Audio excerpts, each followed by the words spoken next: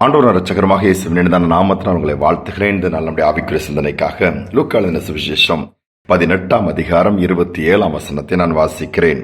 அதற்கு அவர், மனுஷனால் கூடாதவைகள் தேவனால் கூடும் என்றார். இயேசு சொன்ன வார்த்தை இது.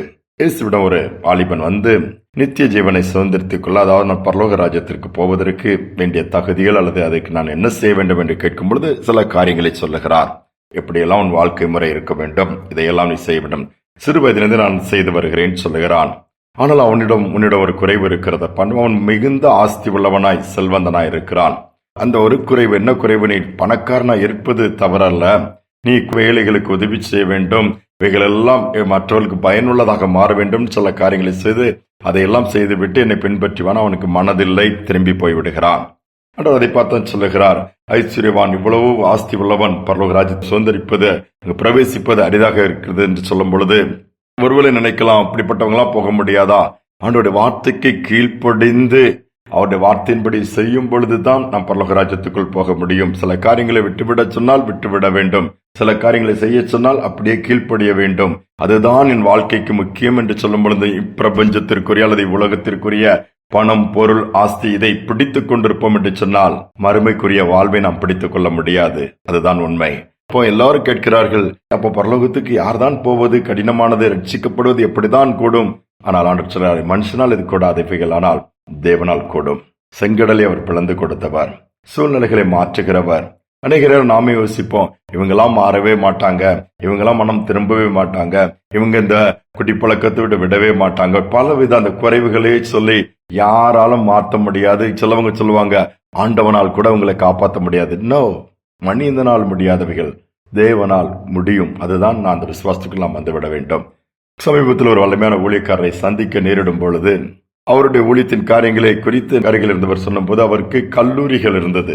அப்போ அந்த மாதிரி காலேஜஸ்க்கெல்லாம் ஓனர் அவர் தான். ஆண்டவருக்கு அவருக்கு சம்பந்தம் இல்லாத ஒரு வாழ்க்கை, ஆண்டோடைய சந்திப்பு ஒரு நாள் அவருடைய வாழ்க்கையில் ஏற்படுகிறது. இவையெல்லாம் விட்டு விட்டு என்னை பின்பற்றி வாங்குறார்.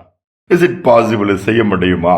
உலகம் அவரை பார்த்தவருக்கு அறிவே இல்லை என்றுதான் சொல்லும், உறவுகளும் அதைத்தான் சொல்லும். ஆனால் இவர் அப்படியே ஆண்டோட வார்த்தைக்கு பிடிந்த தன்னுடைய காலேஜஸ் எல்லாத்தையும் ஒருத்தர கொடுத்து நீங்க அதை பார்த்துடுங்கன்னு சொல்லிட்டு இவர் ஒரு வாடகை வீட்டில் தான் ஒரு வீட்டெல்லாம் விட்டுட்டு வந்து உட்கார்ந்தார். தேவன் அதை பார்த்தார். யோசித்து பாருங்கள், தேவன் பயன்படுத்துகிறார். எல்லா காண்டினென்ட்லயும் அவருக்கு இன்னைக்கு சபையை கர்த்தர் ஏற்படுத்தி கொடுத்திருக்கிறார். தேசங்கள் மட்டுமல்ல, அதை தாண்டி ஒவ்வொரு கண்டங்களிலும் அவருக்கு தேவாலயங்கள் இருக்கிறது. இவர் அங்காங்கே போய் வல்லமையாய் தேவனுடைய ஊழியத்தை செய்து கொண்டிருக்கிறார். இதுதான் ஆண்டவருடைய காரியம். மனிதனால் இது கூடுமா? கூடாது. ஒரு பெரிய காரியத்தை ஆசீர்வாதத்தை விட்டுட்டு இதெல்லாம் வாங்கினா வரமாட்டாங்க, அது முடியாது, நீர்தான் ஆண்டவரை கொடுத்தீர் என்று சொல்லி நாம் திருப்பி கேட்போம் அல்லது ஜெபிப்போம். ஆனா ஆண்டவர் அப்படி கிடையாது. அவருடைய கரத்தில் நம்ம முழுவதும் கொடுத்த அதை காட்டிலும் பல மடங்கு இம்மைக்குரிய ஆசீர்வாதம் அதோடு விட்டு விடுவதில்லை. இம்மை நமக்கு நிரந்தரம் அல்லவே. எப்பொழுது வேண்டுமானால் இம்மைக்குரிய ஓட்டம் நின்று விடலாம், ஆனால் மறுமைதான் நமக்கு நிரந்தரம். அவருடைய ராஜ்யம்தான் நமக்கு முக்கியமானது. அதற்காக எல்லாவற்றையும் சகித்துக் கொள்ள, அதற்காக எல்லாவற்றையும் விட்டுக் கொடுக்க நான் ஆயத்தம் சொல்ல முடியுமா? சொல்லுவோம் என்று சொன்னால் எல்லா காரியங்களும் கர்த்தர் கைக்கூடி வர பண்ணுவார். நம்முடைய கண்கள் காணும். மாறாதுன்னு சொன்னவைகள் கூட மாறுகிறதை பார்ப்பீர்கள். திருந்தாது என்று சொல்கிறது திருந்துகிறதை பார்ப்பீர்கள்.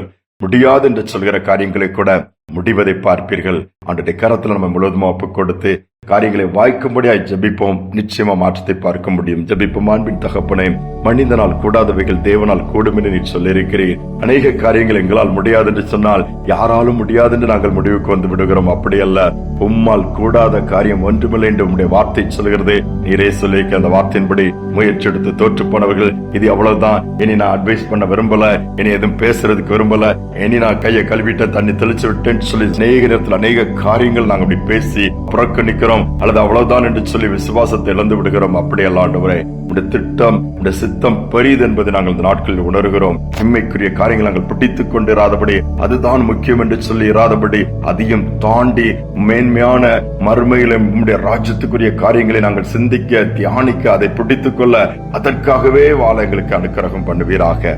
காரியங்கள் மாறட்டும். தாழ்த்தி ஒப்புக் கொடுக்கிறோம். துதிகன மகிமை எல்லாவற்றையும் உமக்கு செலுத்துகிறோம். இயேசுவின் நாமத்தில் பிதாவே, ஆமேன், ஆமேன். மனிதனால் கூடாதவைகள் தேவனால் கூடும். எதெல்லாம் முடியவில்லையோ சோர்ந்து போய் விடாதீர்கள் அல்லது முடிந்து விட்டது என்று சொல்லிவிட வேண்டாம். இல்லை, ஒரு ஆரம்பம் இருக்கிறது. எல்லாவற்றையும் நமக்கு முடித்துக் கொடுக்கிற தேவன் நம்மோடு கூட இருந்து இம்மையில் மட்டுமல்ல மறுமையிலும் வாழ்ந்திருக்கக்கூடிய பாக்கியத்தை கொடுப்பார். இந்த சிந்தனையோடு இந்த நாளை தொடருவோம். மீண்டுமாய் நாளை தினம் சந்திப்போம்.